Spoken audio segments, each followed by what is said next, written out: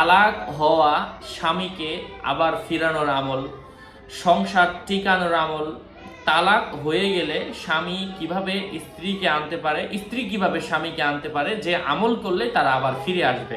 এমনই আজকে একটা আমল আমি শিখিয়ে দিচ্ছি, কারণ তালাকের বিভিন্ন প্রকার রয়েছে। যখন ওলামায়ে কেরামগণ বলেন তাকে আনা জায়েজ রয়েছে, তখন আপনি এই আমলটা করলে আল্লাহর রহমে ফিরে আসবে। আল্লাহর কোরআনের আমল অবৈধ কোনো উদ্দেশ্যে ব্যবহার করা যাবে না। আপনাকে সকালবেলা এই দোয়াগুলা 10 বার করে পড়তে হবে, সন্ধ্যায় 10 বার করে পড়তে হবে, এবং এভাবে টানা 11 দিন আমলটা করতে হবে।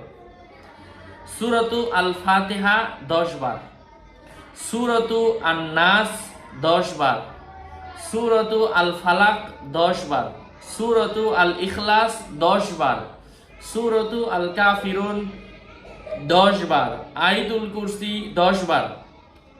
আমি যে সিরিয়ালে বললাম এই সিরিয়ালে প্রত্যেকটা আমল 10 বার করে করবেন, এবং 10 বার এই দোয়াটা পড়তে হবে। আমি এখন যেটা বলে দিব, দোয়াটা হচ্ছে লা ইলাহা ইল্লা আনতা নূরান ইয়াহদিয়াল্লাহু লিনূরিহি মান ইয়াশা মুহাম্মাদুর রাসূলুল্লাহি ইমামুল মুরসালিন খাতামুন নবীন।